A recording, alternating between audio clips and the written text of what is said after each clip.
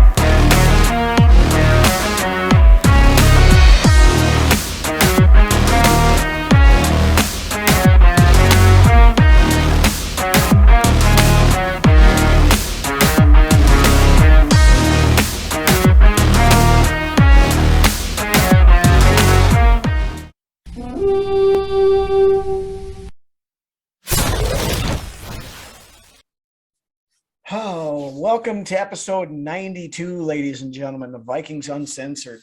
We're down to the last week of the regular season after that shit show we saw in Green Bay last week, but we'll hit that in a few minutes quickly. First and foremost, though, the topic that's on everybody's mind in the NFL and anybody who's a fan of the game, Bills safety Damar Hamlin. By now, everybody's seen what happened Monday night. Absolutely scary situation. Makes a routine tackle on Tyler Boyd. Gets up, makes two steps, and crumples and falls to the ground. Right. Yeah. All intents and purposes, he had a heart attack on the field. That's what it was. That's what it sounds like. Yeah. Went into cardiac arrest. There's a term for it. I don't remember what the exact term is, but they did CPR on him for close to 15 minutes on the field. Scary. Yeah, very scary. Now, as of we're recording here Wednesday night, as of time of filming, he is showing signs of progress, still in intensive care, still critical condition, and they do have him sedated. And but he is. It feels fucking cursed, dude. It is. I saw something earlier today, like 4 of the worst injuries in the last 10, 15 years have all happened on that field. Yep. I think it was Brown, Shazier, and Hamlin. But yeah, so he's and of course the game was called after that for good reason. I wouldn't have wanted to play if I was anybody on that field either. Your mind's not in it anymore after something like that happens. No, I mean, as a fan, I didn't even want to watch any football after that. I was just, concerned with. I mean, you're stepping into Owen Hart territory there. You are. I know I was talking to a friend of mine on just texting back and forth after this, and with kind of everything that happened and the way things played out. Luckily, the outcome was different, but it kind of reminded me of when Dale Earnhardt died at Daytona. Yeah.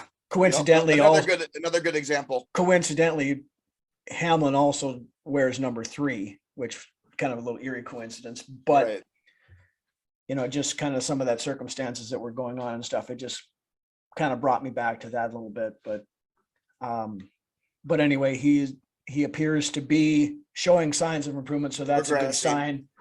So we just ask everybody, keeps him in your thoughts and prayers, and hope for the best that he can make a full recovery. And legitimately straight up freak accident. Oh, absolutely. Yeah. But one, I guess, little silver lining that has come out of this whole terrible situation. Hamlin had set up a GoFundMe account for his charity in the Buffalo community to conduct a toy drive for needy children. His goal was to collect $2,500.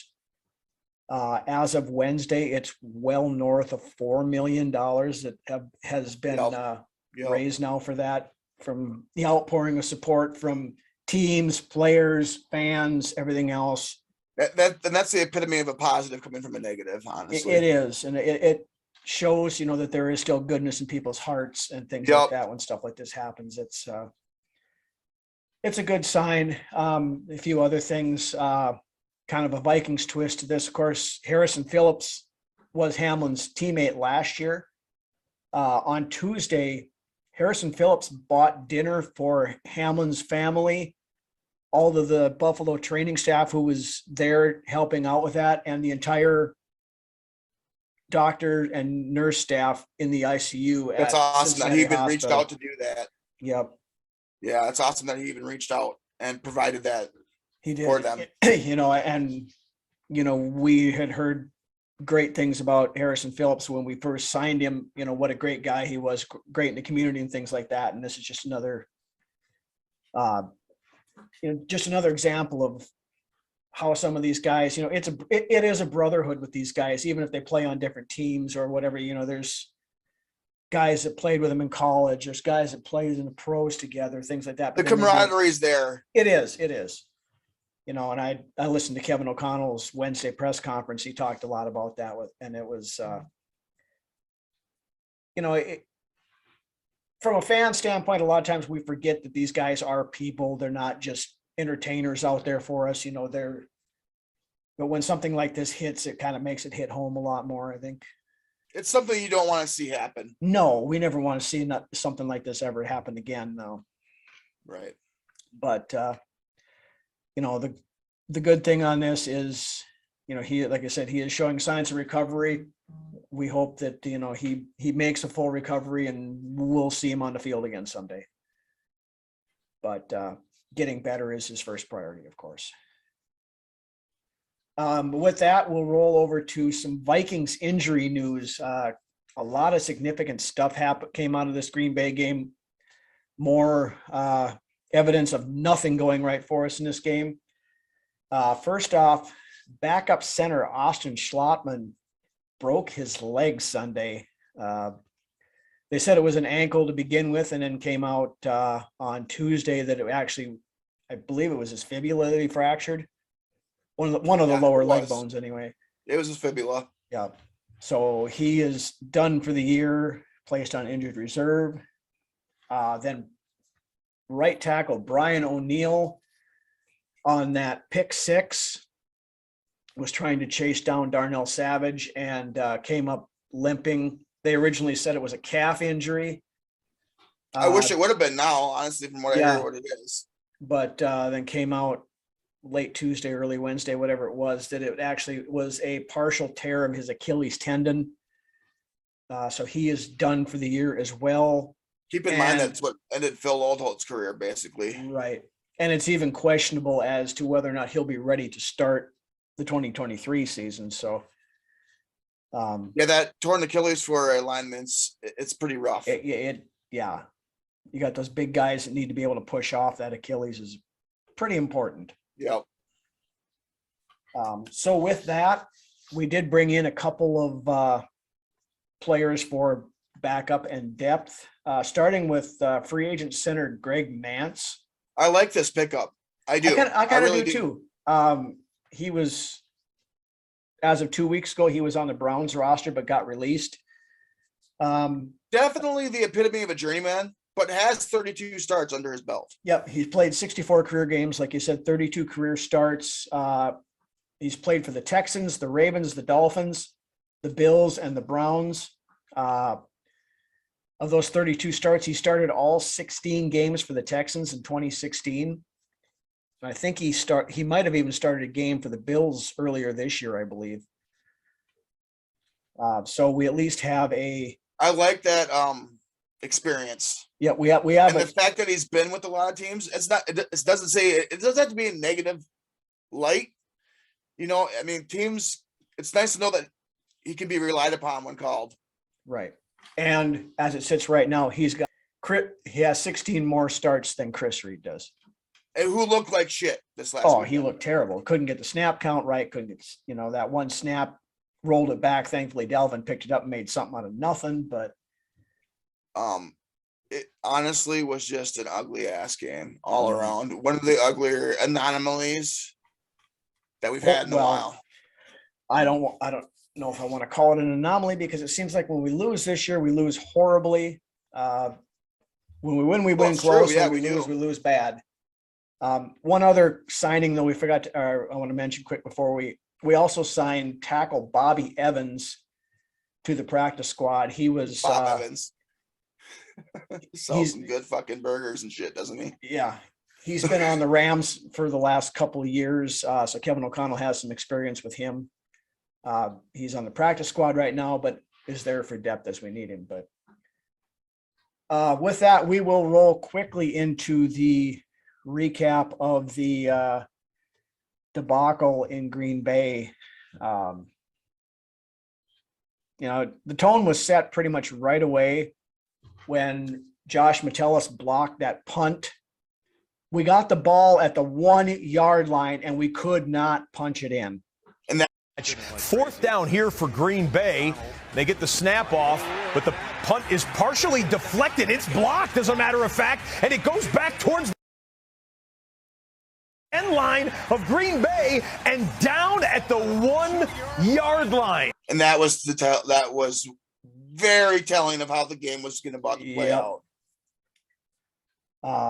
But how do you start the game with a black punt like that and not take advantage of that momentum? Yeah. It was another one. One of the biggest gripes I have of Kevin O'Connell and his play, his play calling, some of the stuff is questionable, but his short yardage play calling is awful. Don't get me wrong, I love Kevin O'Connell, but yeah, right. His short yardage play calling is terrible. Has been awful. Up to this point it is, yeah. Yeah. But Cousins threw 3 interceptions. Granted, 2 of them were on either tip balls or ones that got popped up in the air. For all the pomp and circumstance and talk during the week, Justin Jefferson let Jair Alexander get in his head. Oh, absolutely.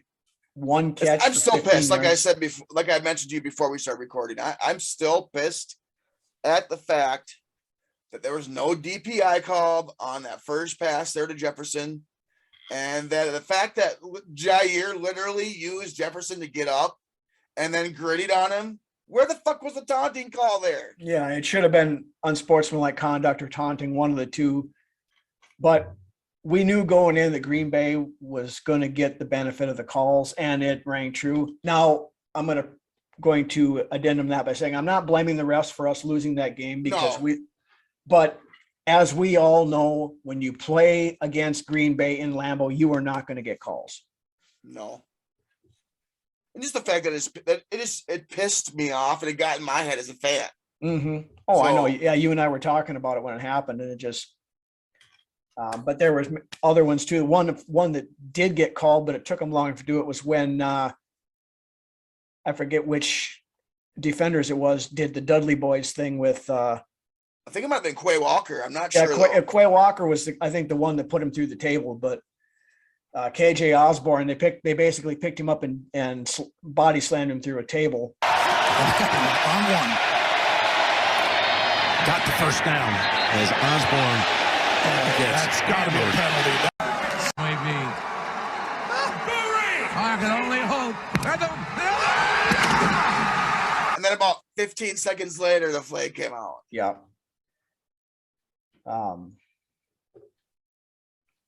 Couple of small bright spots on the offensive side of things. Jalen Naylor, albeit mostly in garbage time, was our leading receiver, 3 catches, 89 yards and a touchdown. It's what you want to see out of a guy that you hope that can do something later on down the road. Mm-hmm. KJ Osborne. He made the most of his snaps for sure. He did. KJ Osborne had a decent day. He had the touchdown catch late too, and then we need to stop waiting until later in the game to go to KJ. Yeah, we need to get him going right away too, because teams are going to start knowing that hey, we take away JJ, they're going to go to KJ. Yep. Just distribute a little bit more. Distribution of the ball needs to be mixed up a little bit better. Mm-hmm. Now, we've talked about this before. Adam Thielen cannot get separation anymore. He's still pretty good red zone target, but if he's got press man coverage on it, he cannot get separation and he's not effective anymore. Or at least this season anyways. Yeah, I mean, but that's going to be a Not discussion. sure what's going on there. That's going to be a discussion Age catching up or what it is. that we'll have in the off season because contract situations and stuff with him, it's not sustainable. But Right. TJ Hawkinson had a decent day. He had a couple of drops, and that one was, led to an interception. Targeted quite a bit. Yeah, I think he had 7 catches, I believe. Over on the defensive side of things, for all the talk about Zadarius Smith having a big day, going back to Lambeau and everything else, he had 0 pressures. We only got 8 pressures all day long on Rodgers. Hunter had 3, Delvin Thomas had 2, Asamoah had 1, and Kiristanga had 1. And not excuses aside, the way that game played itself out was just odd. It was infuriating and excruciating. Is what I mean, the Green Bay offense didn't really have to do much of anything for the first half of the game. No. So. Well, when you have the worst coverage I've seen on a kick return in probably league history. Only 12 yards total for both teams combined, no first downs. This is Nixon, who's dangerous. Oh, here he goes! My goodness! He's taking it the distance! You talked about how dangerous he is. The most kick return yards in the NFL. And he shows it right there. He had a 94-yard kick return last week. And here he is again. Wow. That's what swung the entire game. Well, yeah, because we didn't score on the block punt, kicked a field goal, turned around, kicked it off, and they ran it back 105 yards for a touchdown. Yep. But on the defense, again, the one bright spot, Duke Shelley played another pretty damn good game. He was lined up on Christian Watson most of the day, did not allow a reception to him when he was lined up on him. On the season, he's only allowed 48% completion when targeted at him. 0 touchdowns, a passer rating of 67.6 on 41 targets thrown at him. So it's big. He has been probably the surprise pickup of the year, I think. Yeah. Yep. We'll be kind of mentioning that as the year has gone by. Mm-hmm. But anyway, that's about all I got for the Packers recap. I don't want to dive into it too much more now because there's really no point. No, I mean, it was ugly. It was odd. All of the above. I'm not, I don't know. I'm not over it, but I am, at the same time. Yeah. Move forward, move forward on to the Bears and hold on to that 3 seed, I guess. Basically, we got it locked in. And we'll talk about that here in a few minutes, but we're not going to do an awards segment this week because nobody's deserving of a damn award. And we're not going to be giving out participation awards to somebody who doesn't deserve it because the team got their asses handed to them. Nothing for you. We could give everybody the Red Foreman Award, but I was just going to say that. That's getting old hat at this point in time, so we're not going to do that either this week. So with that, we're going to roll into another one of our classic beer commercials. So head yourself on over to the fridge, grab yourself a cold one, crack it open, check this out, and we will be back in a minute. Dave,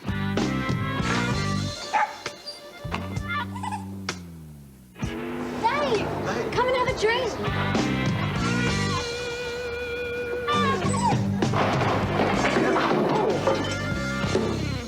Schooner of new, thanks. Sorry, mate. No dogs allowed. That's a guide dog, mate. Guide dog. Guide dogs are either German Shepherds or Labradors. What have they given me? Oh, give that man and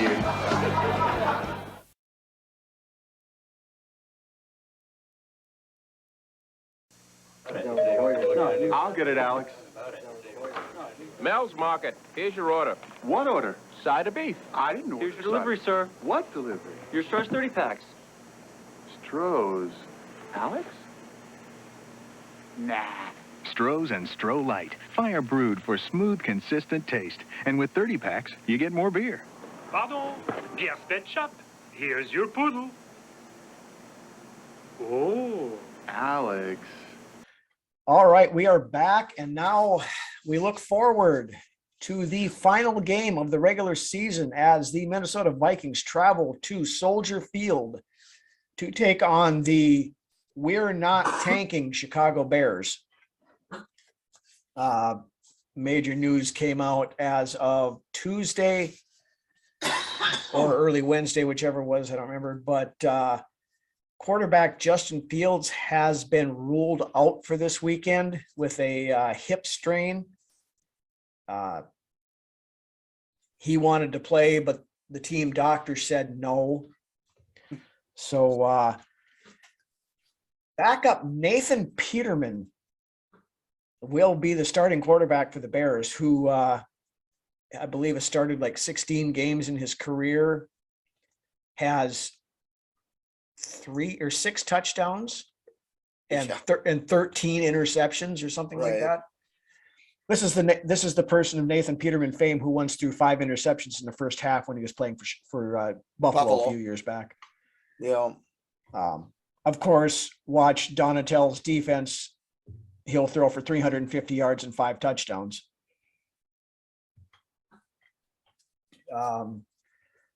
Other news, Bears did sign Equinemius St. Brown to a contract extension this week. I don't remember what the terms were, but I believe it was a 1-year extension. So they're keeping him around. Of course, they've got Chase Claypool as the other one, but they really don't. They got a bunch of number 2 and number 3 wide receivers, but they don't have a number 1 over there yet. Donnell Mooney was supposed to be that guy, but yeah, he's been hurt. He's been good, been okay, been not so good. Of course, you've still got David Montgomery at running back, and he's somebody we still got to watch out for. Bears defense, they got rid of a lot of their big name players. Yeah, they're not as scary as they used to be. So, I mean, realistically, here again, I know we always do a tail of the tape for the matchup, but tail of the tape this week is going to be pretty much irrelevant, being we don't know who's playing for starters from the Vikings. Now, Kevin O'Connell earlier in the week made the comment that they want to try to win the game just in case, because they still want to try to get the 2 seed if they can. Yeah, San Francisco's not losing to Arizona, though. I don't see it, no. Like I said, if the Vikings lose to the Bears, of course, then something's going to happen, and San Francisco's going to lose to the Cardinals. But of course, if we lose to the Bears, the 49ers can rest their entire team because they're locked in the 2 seed, and it's not going to matter. But but the Bears still have an outside shot at the number 1 seed or number 1 draft pick. So I pretty much can see the Bears doing everything they can to not win this game. Oh, yeah. So even if we started Nick Mullins and half of the backups, I still think there's a pretty good chance we're going to win this game. We could probably start Josh Rosen and still win this game. I don't know about that, but I had to laugh. I think Judd Zolgad made a comment on one of their shows earlier this week that Nathan Peterman will be the 4th best quarterback on the field when they roll in, because all 3 of the Vikings quarterbacks, even Josh Rosen's better than he is. So fucking funny. But yeah, so I don't really know what to expect this weekend. Soldier Field this time of the year is garbage. Yeah. That field is terrible. I mean, we lost 2 key players last week in the garbage field at Green Bay. Chicago's field's worse. Yeah.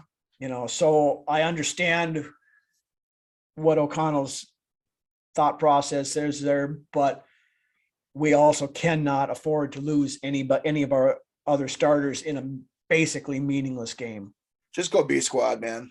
Yeah, I mean, because if something happens, JJ goes down or Hawk goes down or God forbid Kurt goes down or something like that, we're toast. With the way the last few weeks have gone, it wouldn't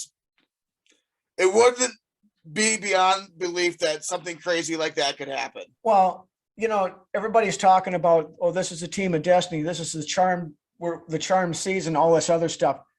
And then when we hit the end of the year like this, the Minnesota Vikings come back and hit you upside the head with a brick. Nope, this is who we are. This is who we are. This is who we've always been. And hey, guess what? We're going to throw a shit ton of adversity right in your ass right now before the playoffs start. We're going to reel you in real close.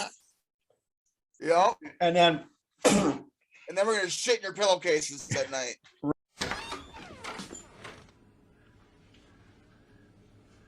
Oh my God. He shit everywhere. There's shit everywhere! Damn it! They shit on the windows! Oh my God! My house is full of shit! He shit everywhere! Look what he did! He shit all over the wall! Right. I know I saw somebody made a comment this week. I don't remember where I saw it, but it came out. I think our buddy Drew repeated it too, I believe, but I saw it somewhere else too, that the way the playoffs are going to go, the Vikings are either going to get curb stomped by 40 points in the wild card round, or they're going to win the fucking Super Bowl. Right. Exactly. Man.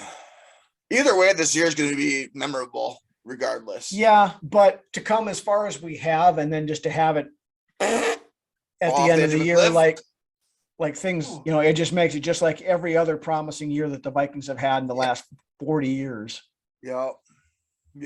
So, I mean, I'm not giving up hope yet. Easier, man. I'm not giving up hope yet. I'm hoping that we can still pull this together, but find a way to get it done. I mean, as it sits right now, Oli Udo is going to be our starting right tackle. Now, granted, Udo didn't play terrible at tackle. Plays better at his natural position, which he should. Yeah, he's a better tackle than he is a guard. There is some talk that Blake Brandel is close to being back. He may play some at right tackle as well. Our second stringers are almost healthy. Woohoo! But yeah, there really isn't much to say about the Bears game. No, there really isn't. Boils down to it. I think we probably figure out a way to win the game regardless. Because we're gonna win. Yeah, because Chicago doesn't want to win this game. So then we just let things play out as they may. We'll see, barring some unforeseen deal that sees San Francisco forget to show up in Phoenix this weekend. The Giants. Yep. So, but with that, we'll roll into the latest playoff scenarios here, and we'll kind of hit that for kind of hard here. And that'll kind of lead us into the end of week 18 here. Now, the NFC picture is fairly clear. As it sits right now, the Eagles, the Cowboys, or the 49ers are all still alive for the 1 seed. So a lot of it depends We're not on anymore. No, of course we're not anymore, but we could have been. We should have been. Right. But yeah, if the Eagles win, they're the 1 seed. If they lose and Dallas wins, Dallas actually wins the division. Wow. And then Dallas, I believe, would be the 1 seed. Or if there's both Philly and Dallas lose and the 49er win, then they're the 1 seed. So see how that goes, I guess. Like we'd mentioned, the only way the Vikings can regain the 2 seed is if we beat Chicago and San Francisco finds a way to lose it to Arizona, which most likely is not happening. It's not happening. No. The Giants are locked in as the 6th seed, so 90% possibility that the Vikings will play the Giants in the wild card round at US Bank Stadium. I like that. Yeah, I'll take it. Giants are probably the most favorable matchup we could ask for in the first round, to be honest with you. Yeah, honestly, I believe that too. Yeah. Now that you say it. That the 7 seed is still up for grabs between 3 teams. Seattle, Detroit, and Green Bay. Now, if the Packers win, they're in. It doesn't matter what Seattle does. I'd love to see Detroit get in. I would love to see Detroit get in. But if Detroit beats Green Bay, they need to have Seattle lose earlier in the day in order for them to get in, because if Seattle wins and Detroit wins, Seattle's in. Because Seattle holds a tiebreaker over Detroit. So Detroit needs Seattle to lose, and then they need to beat Green Bay on Sunday night. A lot going into that there, number 7 seed. Yeah. Now on the AFC, it is a complete and total shit show over there now. A lot of it due to the situations that happened on Monday night. The fact that as it sits right now, the Buffalo and Cincinnati game has not been rescheduled to play. They will not play it this week. They probably won't play it at all. I would just give them ties. What I'm hearing is kind of the prevailing rumor is that they will just pretend like the game didn't happen. So they will go off win percentages and things like that as far as. But now with that, if the Buffalo Cincinnati game indeed is canceled, since you can't get the 1 seed anymore, if Buffalo beats New England this weekend, then they're the 1 seed. If they lose and Kansas City wins, Kansas City's the 1 seed. If both Kansas City and Buffalo win, even though Buffalo holds the head-to-head tiebreaker over Kansas City would get the 1 seed due to win percentage. Now, if that scenario happens, I've heard rumors today coming around that they maybe would push to get the AFC Championship game at a neutral site. Now, Kansas City would have to agree to that, which I don't know that I see them doing, but right. And then they mentioned the 3 most likely places that they would play it would either be Minnesota, Detroit, or Indianapolis at a dome stadium, so. Now, again, for the AFC North, Baltimore is in the playoffs, but if the Buffalo-Cincinnati game is canceled, they cannot win the North. Which really throws a wrench into things. Yeah. So as it sits right now, Buffalo, Cincinnati, or Kansas City could all be the 2 seed, depending upon, and only Cincy can't be the 1 seed because of not playing that game. Now, if they would have played and beat Buffalo, then Cincinnati could have been the 1 seed. Right. The Chargers right now are either going to be the 5 or the 6, depending upon how that whole Baltimore and Cincinnati thing plays out. For the final seed, in the 7th spot, New England, Miami, Pittsburgh, and Tennessee are all still alive. That's so crazy. Now in the AFC South, if whoever wins between Jacksonville and Tennessee wins the AFC South. But as far as that 7 seed, if the Patriots win, they're in. Now they're playing Buffalo. We don't know what Buffalo's mindset's going to be and stuff like this, but I believe the game is in Buffalo, isn't it? I believe so. If New England loses and Miami wins, then Miami is in. Now, Miami very likely could be going to Skylar Thompson again this week. Right. Because, of course, Tua is still dealing with his concussion symptoms, and Teddy broke a finger on his throwing hand. Right. He's thinking he's hopefully we'll be able to give it a go, but it all depends on swelling and being able to grip the ball and all that stuff. Mhm. If both New England and Miami lose and the Steelers beat the Browns, the Steelers are in.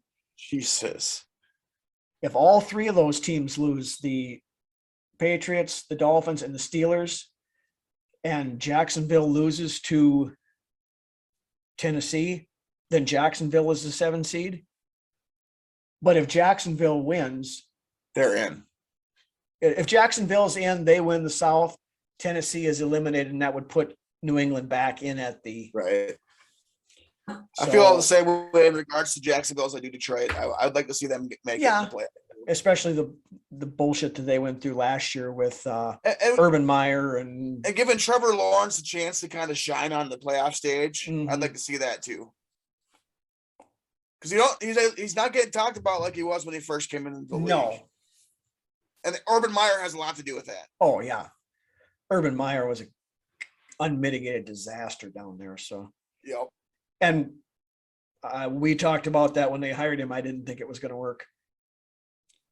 Which just should heighten the perception of Trevor Lawrence and what he's been able to overcome. Yeah. You because Lawrence has played really well the last 5-6 weeks. Yes, he has. So he's finally starting to, and I'm not a big Doug Peterson fan, but he's good with quarterbacks and things like that. And Trevor Lawrence is finally starting to show some of that promise that he had when he was the can't miss prospect. Peterson is good with quarterbacks. He's excellent with yes, quarterbacks. well, I mean, he got the most out of Carson Wentz of anybody, and now And Nick Foles won the Super Bowl. Yeah, of course. Now you look with Carson Wentz. Now they went back to him in Washington last week, and now Taylor Heineke's starting again this week. Should have never taken it away from Heineke. No, and then they said Sam Howell, the rookie, is going to get some playing time this week too. So basically, Wentz has gone back to third string quarterback. He won't play this week, so he'll be playing in Indy again next year. Wentz just needs to go take a backup job someplace because he's not a starter material anymore. I mean, I catch hell from fellow NDSU fans because I've said this about Wentz for the last couple of years. Well, no, you can't say that about Carter. Yeah, I can. I don't care that he played for NDSU. Too many question marks on his resume. I am as big of an NDSU fan as anybody, but I'm not going to go out there and say that the guy is Tom Brady just because he went to NDSU. He's not. No. Too many question marks on his resume at this point for me to really trust him as a starter. No, there's no way I trust him as a starter. I don't know. Personally, I wouldn't even take him as a backup. He'll get a backup job someplace, and he should, but I don't want him on this team. No. Anyways. Yep. But since we cleared all the playoff picture up for you guys, you got anything else you want to hit on that? Or I'm ready for the playoffs. I just want to start. I want to get this weekend over, and you know what? A whole new season starts next week. Yep. So none we're at where we want to be, and nothing else matters in the past after the new season starts. Mm-hmm. Win or go home, baby. Right. All right. So with that, we have once again reached the best segment of our program as we take a look back at the players to wear number 92 in this week's edition of Brunswick's Best. So why don't you roll that beautiful bean footage, Lance, and roll that beautiful bean footage. Tell us who you got on your list this week. Well, I'll tell you what, at least next week we got some juiciness coming in, A little bit. It's been kind of a wasteland this last couple of weeks as far as good talent goes, I guess you could say. I don't mean that in any disrespect, but I mean 90 big names. Big name players, yeah. Yep. So anyways, starting out with number 92 this week. I got 3 for you. No honorary mentions. These guys all can be kind of blobbed into one bundle. So I'm going to start out with Roy Barker. The first Vikings player to wear the number for any length of time was defensive end Roy Barker. He wore it from 1992 until 1995. He was a 4th-round pick of the Vikings in 92. Barker's career was sort of nondescript. After not playing a whole lot as a rookie, Barker started 47 of the next 48 games from 93 until 95, collecting 12.5 sacks in that time. He then moved on to the San Francisco 49ers, where he had another 12.5 sacks in 1996 alone. He ended up back in Minnesota for the 2000 season and didn't do much of anything that year. Roy was then out of the league following that season, is now well into retirement.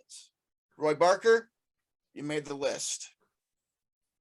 Moving along quickly here, we have Mr. Dwayne Clemens. He played for the team from 96 until 99, appearing in 58 games, starting 16 of those. Clemens didn't do much to live up to his first round billing, though he did collect 9 sacks in his final season with the team and 18.5 total in his time here before moving on to Kansas City.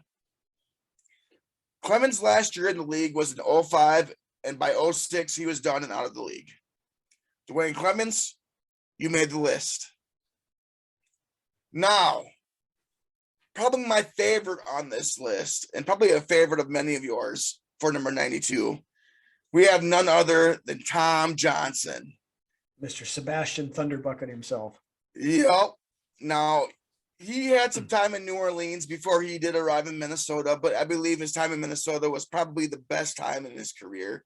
I would think so. Yeah. Which is becoming a theme here in this list.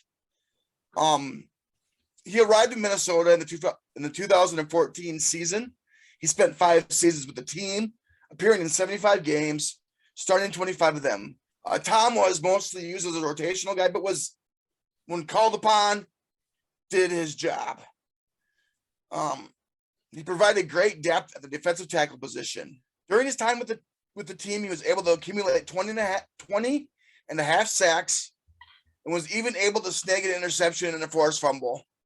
After the 2018 season, Mr. Johnson hung them up and is now also well into retirement. Tom Johnson, you made the list this week. And with that being said, that is this week's Brunswick's Best. All righty. With that, that's really about all we've got for this week. A little bit shorter episode, but my cohort over there has been dealing with the vid this week, so we're taking snow. Yeah, and a shit ton of snow. So we're gonna take it easy on him this week and have a little bit shorter episode. I want to thank everybody for joining us once again. If you've not done so yet, please hit that red subscribe button down below Lance over there. It helps us out a ton. Helps us build the brand, do bigger and better things. We got some We're growing, big plans. Man. We're growing. Yep, we got some big plans for upcoming shows and stuff when we get to the off season. We got some guests that we're working on lining up. Sometimes I hate to say this, but sometimes our off season shows are better than our regular season shows, in my opinion. So well, we put out we got a lot of shit going on. We put out good shows every week, so please continue to tune in. Speaking of shows, Tuesday, I believe at 6:30 p.m. Central Time, I've been asked to be on the Minnesota Sports Talk podcast. I get the duty of following up the great Ted Glover, who was on there last week. Rock that shit, dude. So I'll be on there. So we encourage you guys to come say hi, jump in on the live chat. It's the show is live, so ask your questions, talk to guys. They put on a good show, so looking forward to that. We'll have to do a live show again here soon sometime. It's been a while. It has been.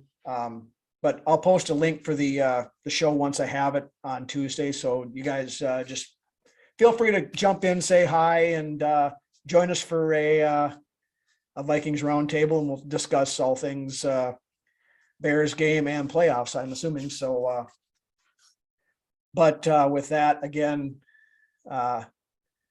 we want to put out our sincerest well wishes and everything to the Damar Hamlin family, and hope for a speedy recovery for him as he deals with the aftermath of that scary incident on Monday night.